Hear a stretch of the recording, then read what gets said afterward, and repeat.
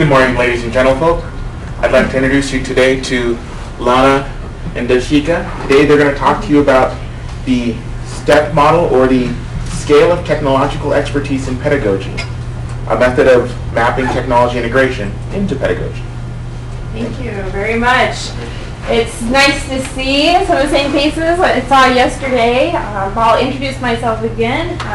My name is Lana Grover, and I am with the Office of Instructional Design and Educational Assessment at Boise State. Our office is under the Center for Teaching and Learning at Boise State, which is directed by Susan Shadle. And we have a staff of instructional designers. Our director, Leslie Madsen-Brooks, is with us today also. And a couple of our instructional designers, Devshikha Bose is presenting with me today. And Brian Martin and Bob Casper are here today from our office. So if you have follow-up questions, they can be great resources too. So I wanted to recognize on the in the program, you'll see the authors as myself, Devshikha, Leslie, and Susan. I just wanted to acknowledge Susan and Leslie, who won't be presenting today, but were helpful in creating the model. And whenever I refer to the model, if I say I created it, I just want to remind you that it was a whole group of people contributing, and so I'll just make that disclaimer right from the beginning. But today I wanted to start off by talking about some technology integration models. We'll talk about some of those that exist. We'll show you a model that we have developed that we think could be really useful. And we'll let you work with that model a little bit. I will warn you that during the presentation, there is something that I call a faculty pop-op, which is like a pop quiz, but instead I call it faculty pop-op, which means a pop opportunity. Because a lot of times instructional designers or educational technologists, you'll be walking across campus and you'll encounter a faculty member, or you'll have an opportunity for a faculty member just pop up. And so that's going to pop up in our presentation today, and we'll see how you guys handle it. So let's talk about technology integration models. So what are some models that you like to use? Who can name a technology integration model? TPAC. TPAC! Okay, there's TPAC. And if you're not familiar with these, great. But there are some great integration models out there. This one is called TPAC. Another one that Leaf likes a lot is SAMR, the SAMR model. Who knows these two models? Good! That's great. And the only reason I say that is because it will leave you open to new ideas. But these are great models to become familiar with. Technology integration in education is a big challenge, and it's something that many of us are trying to find strong solutions for and effective solutions. So these are some models that could be interesting to you. If you were to do a search for technology integration models, or look to see what else is developing out there, you might come across something like this, or this, or this. Can you see those, Leslie? You come to this side. Or even this. Okay. So. Alright. That was kind of the reaction I was hoping for. And those are the small ones. These are the simplified versions of these. When you said, no, kill me now, tell me why. What's that response about? That is too many colors and shapes for any of my faculty to want to deal with. Boom! Alright, other comments about that? Or for us to deal with. Two excellent points, right? Okay, so we've got colors, we've got shapes, right? So if I'm an instructional designer and I say, okay, I've got orange and purple and green, and I'm gonna bring these together, or even this one to me. Okay, the crazy arrow system. Whoa, whoa. You know, I'm trying to like understand what all of that means. They're difficult to navigate. There's some brilliant thinking behind them. And I'm not trying to make light of that at all. There's some brilliant thinking behind them. But the difficulty in them is that they're so complex. And these are models that are meant for, specifically for educational integration and not even institutional integration. You should see the institutional integration models, which you probably have seen, but you can get into 4-page running flowcharts. So the challenge is obvious, right? Which brings us to our surprise, faculty pop-up. Okay? Because this is when it will sneak up on you. You're in your office, you're looking at all these technology integration models, and you're trying to download and transfer all that information, and you're walking across campus, and a faculty member runs into you and says, "Oh, hey, Lana, I'm so glad I ran into you. You know what, I've been thinking about this whole mobile learning thing. I've been thinking about technology, and I want to do it. I'm ready to bring technology into my classroom. I think I'm ready, and I want to meet with you today. I've got 45 minutes today. I want to meet with you, and I'd really like to map out a plan for integrating technology in my class." So I'm thinking, okay. You think it's go time. It's go time. It's go time. So 45 minutes do this, right? And by the way, he says, can we also put it on a timeline, you think?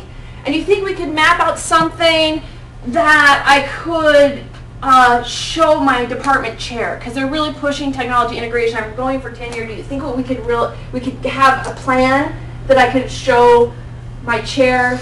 And I got a meeting with him tomorrow. Do you think we could do that? So I look at him, I look at that, I look at him.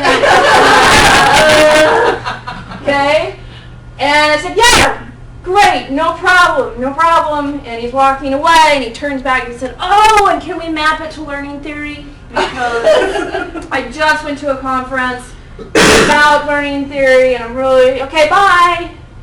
Good. So, that's a faculty pop-up, where it pops up, it's an opportunity. So, what would you do in this situation? Which model would you use? Do you want a quick review? You can pick any of these. Choose E, none of the above. Yeah. Right? Again, there's great content, there's great information, there's great thinking in all of these. But which one would you use, and how do you distill it into a format that makes sense, that is accessible to both you and the faculty member on an individual basis? How can you customize it? How can you make it so that it does provide a sequential map for them to follow? As an instructional designer, I'm also thinking, how can I use it as a catalyst to advance the pedagogy in their classroom? So I've got all these things. What are your ideas? What would you do? Synthesize something a lot simpler out of everything that's available and put it into language that brings in both the tools that are available with the technology and the pedagogy that supports those integrations. And I would do backward design. I would start with objectives. Okay, start with objectives, just fantastic. I'd distill it, I'd make it easier and more accessible. So glad you came up with the idea. It's brilliant. Let's just do that today. Let's just build that out today, shall we? You got about 45 minutes. We got 45 minutes. Let's knock it out. And I'm sure the faculty member has the learning objectives already clearly. Yes. I'm sure the learning objectives are right there. Faculty never start with technology. Yes, they never do. So you're right. You're going along the right path, I think there. And so, like you, as an instructional designer or a technologist, I have seen a gap that was present that needed to be filled. I really appreciated all the work in these. I really love teaching and learning theory, pedagogy, and technology. But there was a gap. There was a space there that was hard to fill. And that was this 45-minute meeting with a faculty member where they needed a tool that on the front end was simple enough to navigate, but was driven on the back end by all these larger concepts, by learning theory, that was kind of the driver in the back engine of it. So we developed a model that we think comes close to doing that. And we've had a lot of success with it, and so I wanted to bring it, show it to you today, and present it to you today, get your feedback and ideas, and let you navigate the model and see how it works for you. So it's called the STEPS model, and if you think about it, if you visualize in your mind steps, okay? If you think about steps, before I go to that, that'll lead you in the wrong direction, I think. But if you think about steps, when you take a step, why did someone design steps? So you could do what? Elevator. You could climb, right? Right? A little bit at a time, though. You're not A little bit just at a time, right? So the idea behind a step is you step up one, you get to a certain level, you step up another, and in that series of steps you reach a height that you couldn't normally get to. What happens if you skip steps? You can skip a couple, right? You can stretch out, do a couple. What happens when you extend to 3 or 4 steps? Pull a muscle.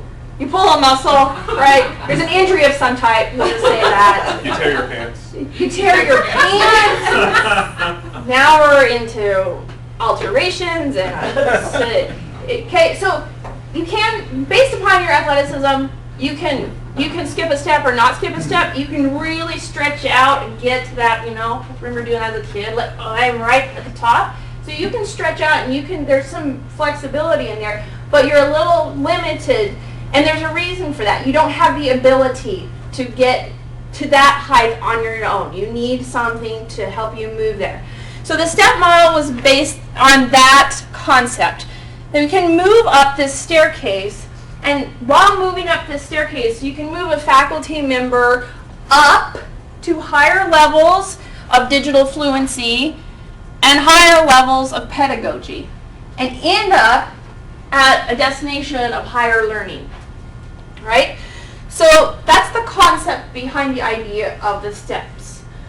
And I should kind of preface this by saying my focus is on faculty development in this model because we know that faculty development can lead to long-term adoption of technology and sustainable adoption in the classroom. So we know that it transfers down to students. My focus with the model is in faculty development, but our ultimate focus is on students, just to kind of preface that. So that's the concept behind the STEPS model. So I'm going to show you, we're going to have some fun with this interactive model, and I'm going to show you how it works. So be prepared for the big reveal. Drum roll. Okay, we're going to move it right up to the front, Deb. Let's take this, move it right up here. Okay. And then, how's that? Everybody see that okay? Okay. So, I feel like I want a spotlight. Can you cut the, no, you're recording. Put something in front of it. Something in front of the projector. You can empty these. There we go. What about that? Yeah. There's probably a blank button. You just close the. Is there a cap? I'm sure there's a Oh, there's an AV in Well, here. put the microphone in front of it. Oh, the big. Wow. Very cool. Okay. I knew that joke was coming. Okay. So, behold the step model. So we came up with this great title. So it's the scale of technological expertise and pedagogy, STEP, right? So here's the basic concept of the model. Here's your staircase, okay? And in the staircase, the step itself represents a period of mastery. What would you call it? The base of the step. And then a jump, and then mastery, and then a jump, and then mastery. On the top side of the staircase, we're doing pedagogy, and we're saying engagement to simplify it. So student engagement along the top, technology options down below. Okay? So front facing, it's pretty simple, and I'll show you how it works. So let's start here in number 1. So you start at the base here with technology. If I asked you the technology that's being used in the classroom, okay, predominantly across your campus, what's the technology that's being used in the classroom for teaching? So if you look here, here's a list of technologies.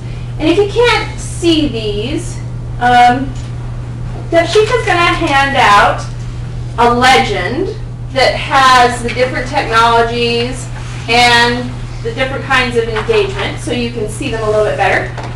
All of those not represented here, but this is just a sample of examples to show you how this works.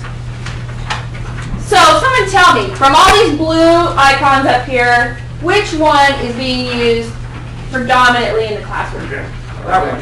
PowerPoint projection. Okay? Mine is only one second.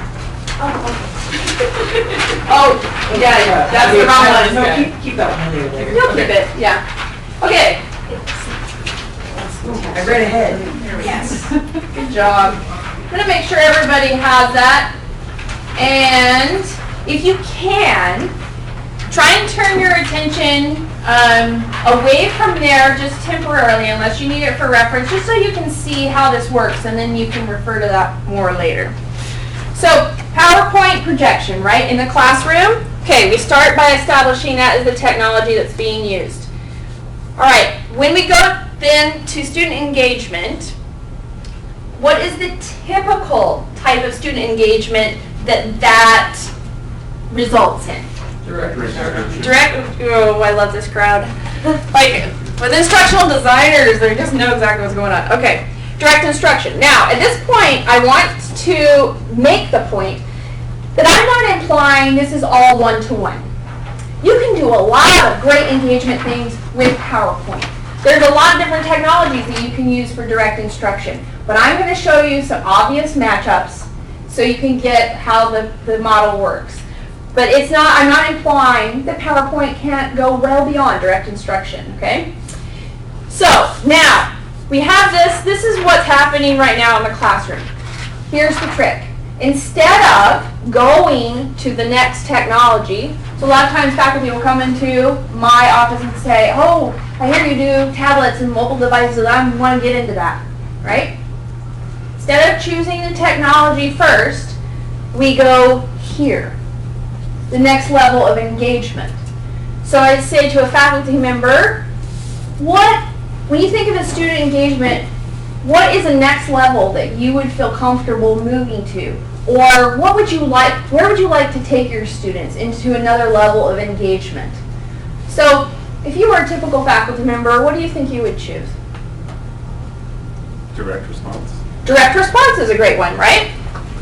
So the instructor gives the information, the students give a response. Like that could be even a question, right? Question and answer. So what would be a technology that would support that type of engagement? The clickers. The clickers, right? Are clickers the only thing? No. What else? Tablets and smartphones. Tablets and smartphones, right? Okay. So clickers is a great option. Tablets and smartphones could be a good option also. Okay? Now, where's the next step? What is the next thing you're choosing? Next engagement. The next engagement. What would be a good next step in engagement? Group work.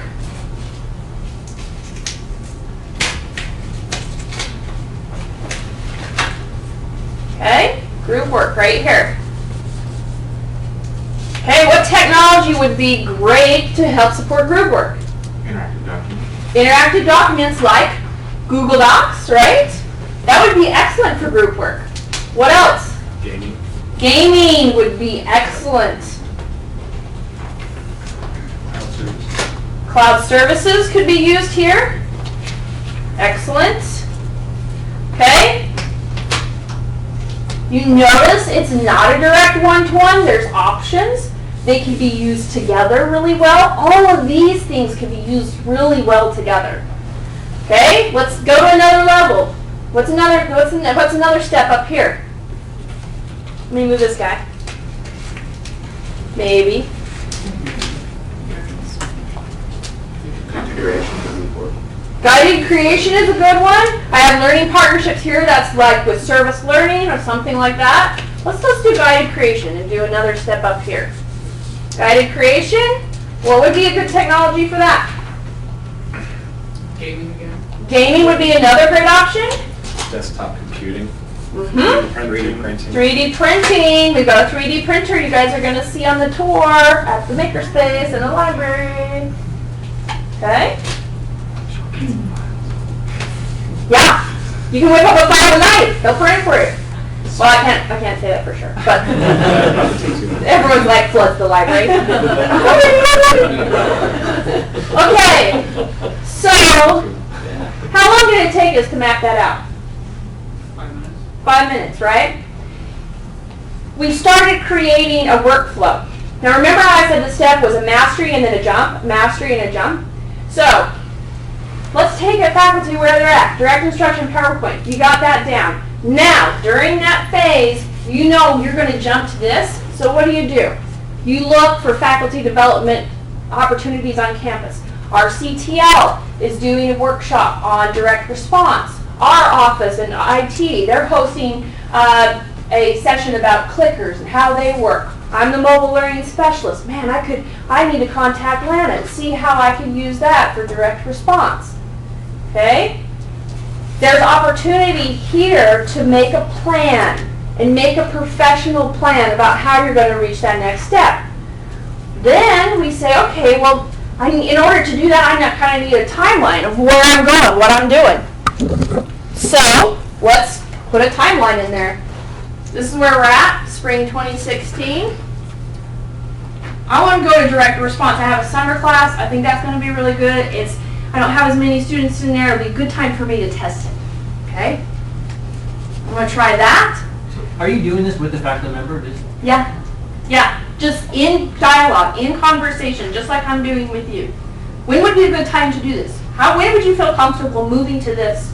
Then I can say, do you know we're going to have a workshop on this? Or let me show you some resources that are going to help take you to the next step. Or even with the long-range planning, faculty learning communities, which tend to be planned quite a ways out. Yep. Faculty learning communities, the cohorts that you guys are working with, the mobile cohorts. Boy, fall 2016 would be a great time for you to come be part of our cohort because you just explored tablets.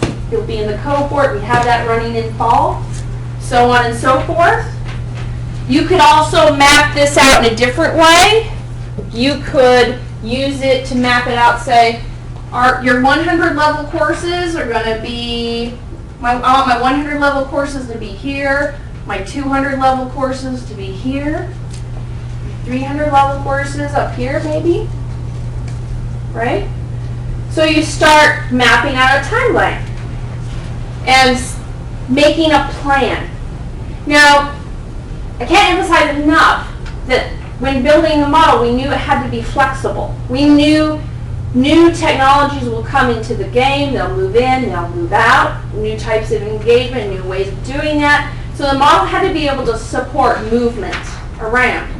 But now we have something established. So remember all the criteria that the faculty asked for? Oh, by the way, can you add this? Can you do this? What was the last thing that he asked for before he left? Tied to learning period.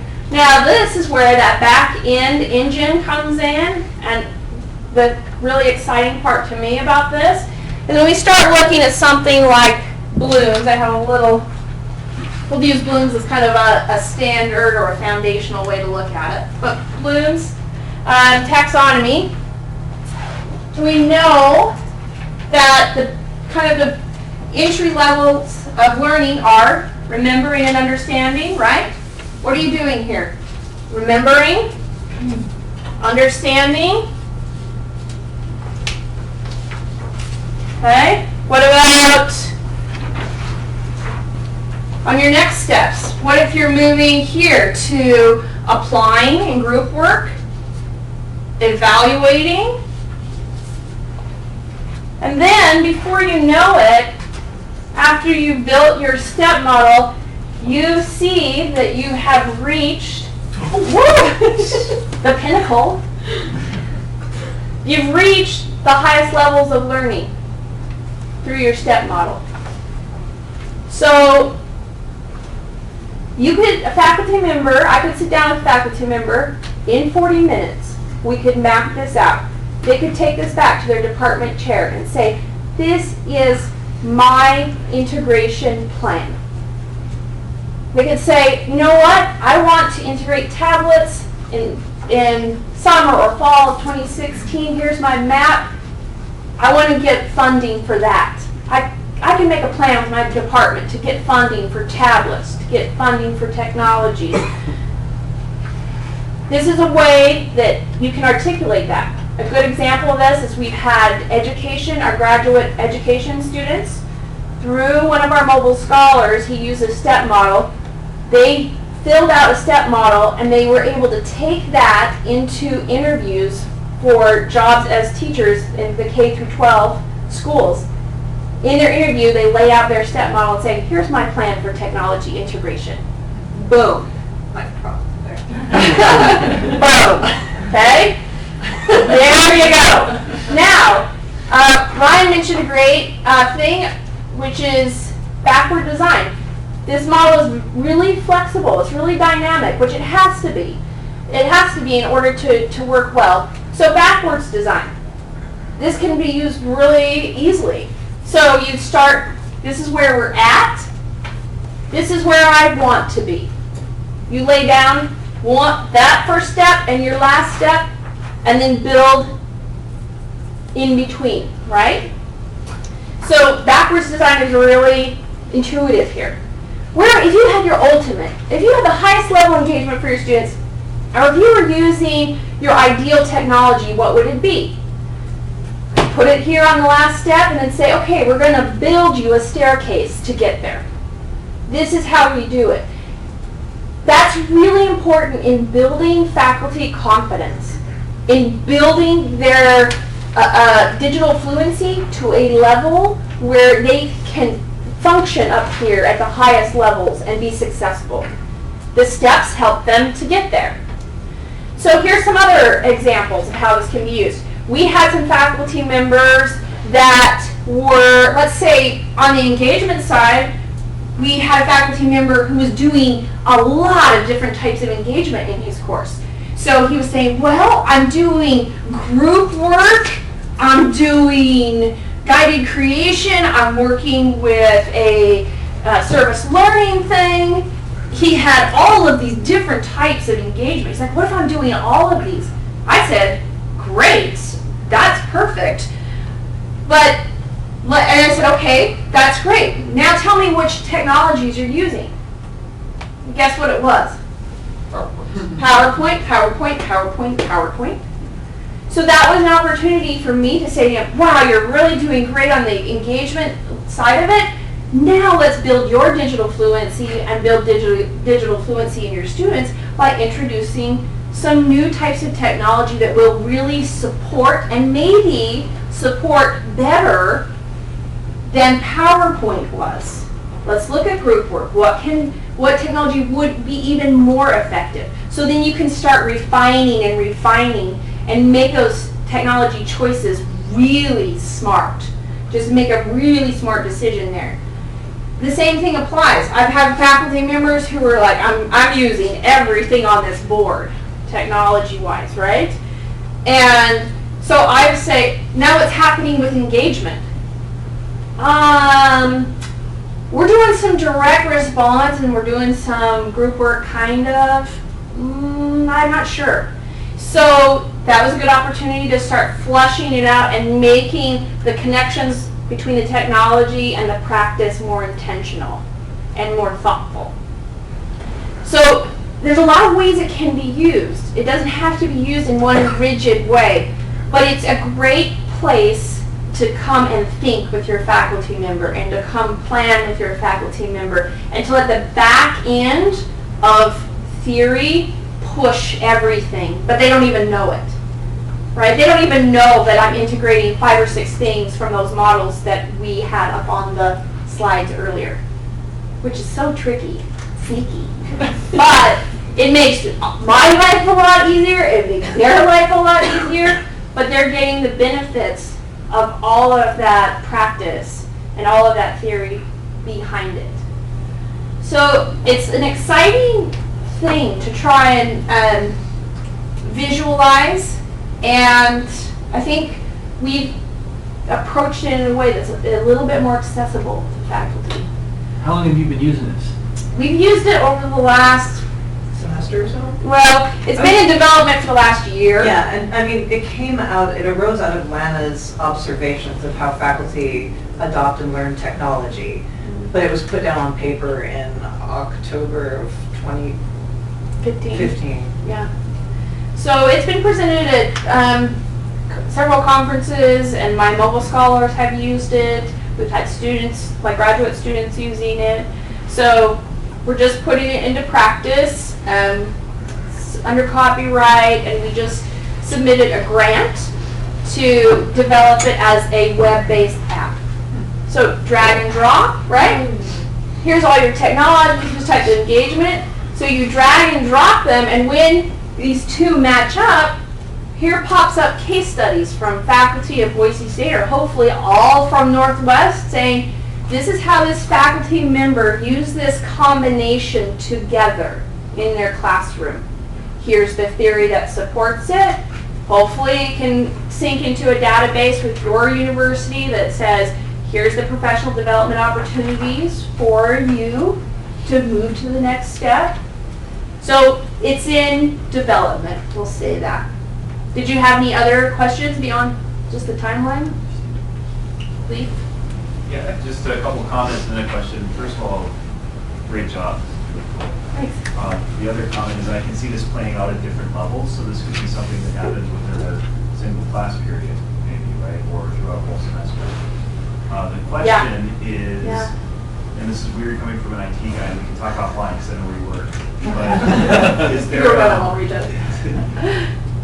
there a bias for technology in this model? And I guess what I mean is, could the yellow track kind of happen in isolation without even thinking about the blue track?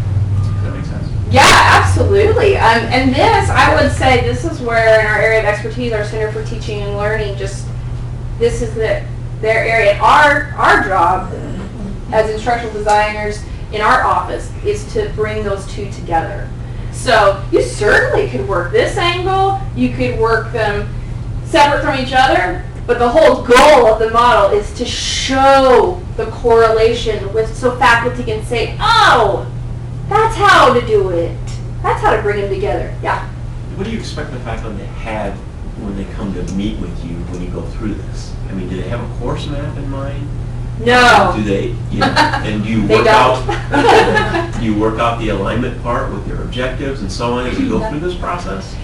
I want them to come with the enthusiasm. I want them to come with the interest and the idea, and certainly we will flush out with them. Like we meet with them and say, okay, here's your map. Now let's break down the objectives, or we'll see how we can map these. We've even used this to map course objectives. So here's your course objectives.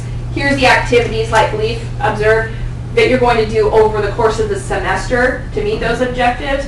My expectation of faculty is to come with hopefully an interest. That's my job, is to help them foster that and to bring that to fruition. So my expectation of me is higher than of them, to help them map that out, I would say. So I want to make their job easier. A follow-up on that is, are they aware of what you mean by by technology integration, or that they're not using that term, you're just using that term, and they're just coming to you saying, I have a question about how I teach? Yeah, or they're saying, I hear you're in charge of iPads. I want to use those in my classroom. Or you helping build online courses or something like that. You're not. Yeah. They're not coming to you saying, I need to integrate technology into my. Well, Some do. our faculty really are, they see it developing and they want to, they're really good about wanting to bring it into their classroom in a thoughtful way. They want to, and we have all types. We have, Derivative board, so. yeah, we have all types. We have enthusiasts that just will jump on, but we have a lot who are saying, I want to use it to advance my teaching, and I'm not quite sure where to start. I'm not quite sure how to do that. Does that answer that question? Yeah, no, it does. And I kind of another follow-up question. Yeah. When you're working with this kind of environment, if someone came to you and said they want to teach them, they want to develop an online course, how would you frame that in these series? And the other kind of side note question I have is some terminology. Use digital this, and then you say learning technologies here, and you say technology integration up there. It's all kind of, I'm guessing, about the same stuff. So learning technology seems to be a more broad, general term. Yeah, like a general catch-all term. Yeah. And I would love in development, this little poster is kind of a snapshot of what's available, and you can see we have other icons in the legend, but I would love to develop it, continue to develop it. Maybe when you go in to build your STEP model, you're saying, I'm working in an online class, I'm working in an on-site class, I'm working a hybrid course, and then here pops up the technologies. That will be great. So it's built to be able to flex and expand and, yeah. So do you integrate like quality matters, standards and so on in this? Within this directly, not initially, and we have a whole quality matters system like for our online learning, and eCampus handles, the majority of all of that. But certainly you can see, pushing it into a web app, the sky's the limit, right? You could say, hey, meet up with your instructional designer, they'll help you take you through the quality matters. You could do so much.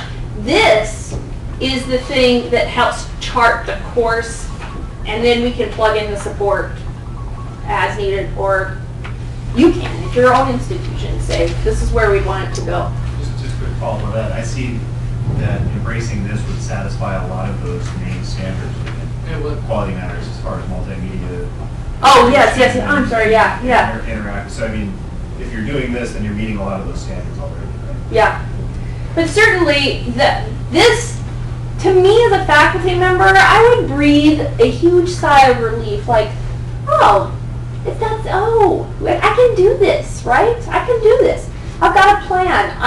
I'm thinking ahead about how I want to use technology in my classroom, and I know that it lines up with advancing pedagogy. I know that I'm working towards a goal of bringing my students up to higher levels of learning.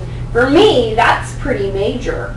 As an instructional designer, it makes me excited just to say, okay, here's a thinking tool, and here's a way that we can start approaching this. That means to me something more than here's a PDF of a technology integration model. Why don't you look at that, and then we'll talk about it when we meet together. What? Okay, well, we have iPads, we have laptops, we have clickers. What do you think you want to use? Well, I don't know. What should I use? What are you trying to accomplish? Well, here's my objectives. Well, I guess this technology could do that, and that could do this. But there's nothing in place to guide them and help them. And by guide, I mean provide support for them. Faculty members are our greatest asset and our most valuable asset, and they know what they're doing. They're instructors, they know their job, and they know it well. But can we help them create something that's more accessible? Their time is limited. It's so limited. I've got 45 minutes. Can we make a map? Yep. Boom. Send it to your chair right now. Let's email it over to him. Done. Can you talk about how over the course of the last several years we build up cohorts and mentors and everything else that helps add to this and makes the culture a little bit easier to get this out there? Yeah, that's an excellent point. Glad you brought it up. So at Boise State, we had faculty cohorts and learning communities. A good example is our mobile learning scholars. So that is a faculty cohort of faculty from all over campus, all different disciplines that come together and they help each other navigate new technologies. They give examples of how they're using their class. They receive training. Did you have an additional comment? Well, what I was thinking is, like, could you map my own progress as professional development using the mobile learning, my mobile learning participation? I mean, you want to talk about that? Yeah. I mean, you're like an individual, like an instructional designer, or? Oh, like me in mobile learning 1.0, 2.0, and program, and then director. Director, So if you were in the presentation yesterday, we talked about different types of learners, ranging from novices to advanced. And if someone's in our mobile scholars program, we have a tiered system that goes from like an explorer to a pioneer who's very advanced. We could map their course just in mobile learning. We could map it with one technology or many technologies. So it could be used for training, employee training. It could be used for a model for many different things, and it probably will expand into that. But Bob, I'm not sure I got to the root of your comment. Do you want to make any more comments about it? No, I think you're right on track.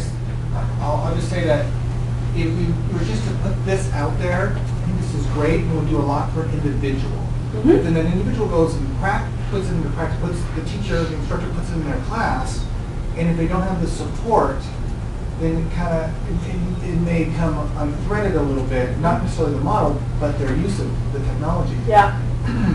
And certainly our department, although we have a few people in it, we're not just a department of 2 or 3, but pretty close, we don't have the support to support the entire campus. Even if you bundle us with OIT and their larger support, it's still a difficult thing to support. But if we model this along with a mentoring structure, which is what you've done, then you have faculty supporting faculty, and all of a sudden we quadrupled or quintupled our support structure. Yeah. And it seems to it's to the point now I think it's actually exploding. Yeah. So we are having to turn people away from some of the trainings because we just don't have the room. So use Krishna as an example. Yeah. Right, so he starts off with mobile learning 1.0, right? Do you remember what kind of project he was doing, or? Yeah, there's several. I don't know. Because what he does, so we have a faculty member who started off with a relatively simple mobile learning project. And then it becomes more complex and he moves to mobile learning 2.0. And then he contacts Lana and says, hey, I want to keep doing this. And he sets up an informal sort of relationship with Lana where he's really pushing the boundaries of mobile learning. But then she says, hey, are you interested in becoming a faculty associate with us? And we'll throw some research funding your way or whatever. And he's like, yeah, sure. So then he shows up on the second step suddenly in mobile learning 2.0, and he's helping facilitate meetings of the faculty who are on that step, right? Yeah, we covered a lot of that in the presentation yesterday, just about how all our cohorts work, and we have faculty mentors. So let's say, for example, we have a faculty member that we created a map for. That faculty member could continue to be supported. Like, if I make a map for one of my mobile scholars, I have it on file. I refer to it every semester. I contact them and say, hey, I noticed your next step is such and such. Come to our workshop on. Or, I see your next step is tablets. Apply for our mobile scholars in the fall. Or I can use my faculty associate, like Dr. Krishna Pakala. I can send him in to support. I could sit down with my faculty associate and say, here's our faculty member, here's where they want to go. We want to give them as much support as we can give them to help them move to the next step, to help them go to the next step. So what is the process of going through and instead of jumping forward, okay? It's going back now and evaluating what you've done here. Now back with the assessment component of it and with the technology. Yeah, that's something that I'd like to be able to build in. Remember when we talked about matching up those pairs? Here's a great assessment strategy for that. So when they match up the pair, here's some case studies, here's some great ideas for assessment.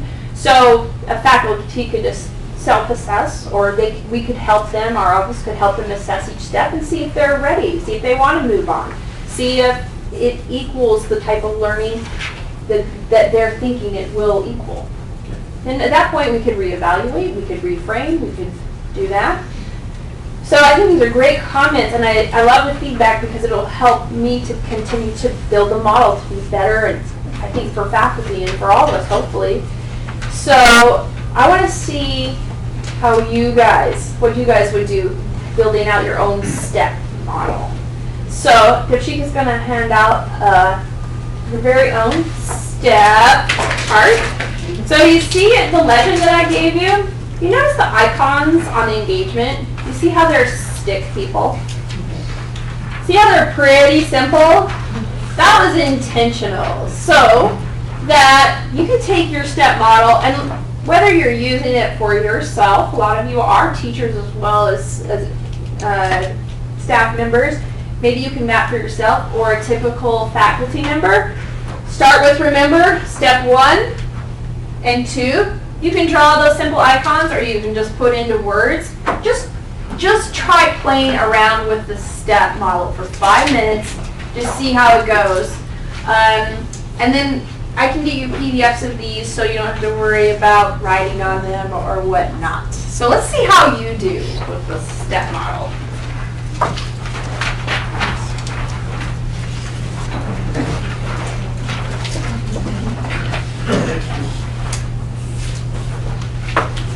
How are you?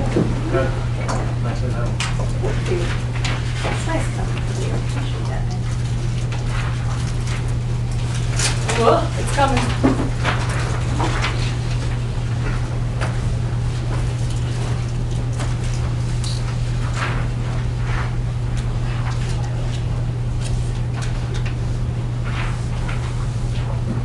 Is it working or no? He's gonna do one.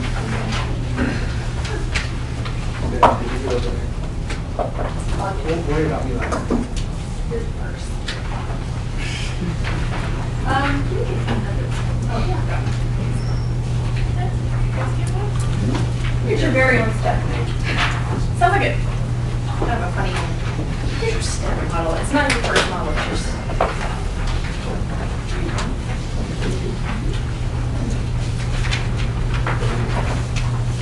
Yeah.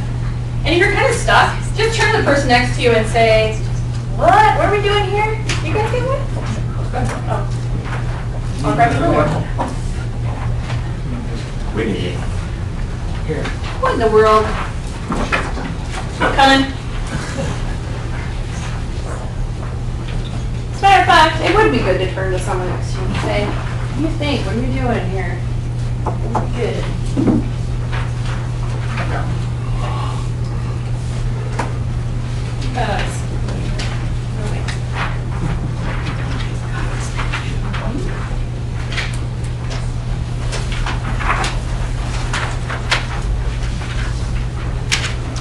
So the instructional designers are going to float around. Wink, wink, instructional designers. Going to float around and see what you're doing, just to make you nervous and stressed out. Use the compact form. I like that. Oh, look at this. Good. So pretty. I want to draw. What's up on the PDF? Oh, Take a picture now. The PDF will be this big. Might be smaller, might be larger. Yeah. And I have it specially. Yeah, yes, and this is so accessible. So I Really haven't- thick board, laminated, so I can use one. Yeah, well, that's kind of the plan, too. Yeah. Next She year. often has that up, and then she has a bunch of one of those. So somebody can or she's done this at poster presentations, and has hired a poster, and then she's the faculty. Yeah. Take a picture That's a of that. great idea. That's a great idea. Good. Specific. Good, I like your little icon. Exactly. Of course, Brian's knocking it out of the park here. Oh, look at this. Little stick figures. They're good. I love the little PowerPoint screens that you're drawing. It's funny. Oh, this is good. Oh! He put as his level of engagement, purposeful retirement. because there's a create your own, right? So you'll see on the legend, these are just typical technologies, typical engagements. It's certainly not an all-inclusive list, but it's to kind of get you thinking, get faculty thinking about different ways to do this. Have you ever had anyone use robotics? I mean, Yes. As their Yes, material science and engineering did it. A question, as I look at that and thinking through that process, Yeah. it inclines, just as we did, as we built this, a linear progression of engagement and then the supporting technologies. I wonder if you couldn't also conceive of it as a spiral that would maybe, you're talking about, skipping steps. That still suggests a linear kind of piece. And I think you could actually have some application things immediately following direct instruction, right? And it wouldn't be a matter of skipping steps, so it could be kind of a spiral the staircase. spiral might suggest less of a linear Yeah. kind of approach. Just thinking out loud. of this. Yeah, I need to build a 3D There you go. model. There you Go ahead, use the 3D printer. augmented reality. We'll augment reality. We'll start moving things. VR. Yeah, I do think it's a great idea. We've looked at it different ways. But what I really like about it is it systemizes the consulting process that you typically go through. Yeah, And it makes it accessible and understandable to a faculty member. yeah. Yeah, well done. Thank you. Thank you. And the fun part about it to me is that it's in development, so I get to pick all of your brains and sit and have you say, you know what would work even better for me, or I think something would work better for faculty, or maybe consider looking at it from this angle. To me, that's kind of the exciting stages of this, because I would love for us all to save ourselves and save faculty time, but the main drive is to really help us do our jobs better and the things that we're really excited about that help faculty do their job better. So I think it's fun to hear the ideas, and hopefully we'll just keep developing it so it becomes a great tool for all of us to use. That's the goal. So, and we certainly have some artists in the group. Good. And I find that keeping the icon simple makes it more accessible to everybody, so that's good. Okay. Do we go to something else? Next session. Last training. Okay, perfect. Okay, so I would like to show a couple of examples. Even if you have little simple icons, I'm going to commandeer. Can I commandeer yours, Lee? Look at this. Okay? So we've got some of these. Okay, artist, I'm commandeering yours. Right? So already in 5 minutes, we're starting to plot out some ideas for our faculty member. We're starting to brainstorm. We had some good ideas over here. Can I commandeer? Right? I think we should add purposeful retirement to the list of engagement. I think that's very real. So I appreciate your feedback on this, and my cards will be up here. And I'd love for you to take one if you want to continue to dialogue back and forth about this as we're developing it. And then I can keep you posted as we develop it into an app that you can use. Hopefully, you can sit down with your faculty member on an iPad Pro or an iPad or your desktop, and you two can, the technology can do what I think technology does best, which is removes the barriers so you can spend more time in true dialogue with the faculty member. The model makes it more simple, makes it more accessible, so you can sit there and talk to them, and as Leslie is always encouraging us to do as instructional designers, is to really thoughtfully listen to what a faculty member is saying and really understand what their needs are. So the model, let it do the heavy lifting. Let it push the theory, let it push all of the driving components so you can have a real discussion with a faculty member to find out what's really going to help them in their classroom and ultimately help our students achieve higher levels of learning and satisfaction in the classroom. So thank you for your feedback, and please feel free to dialogue with me in the future.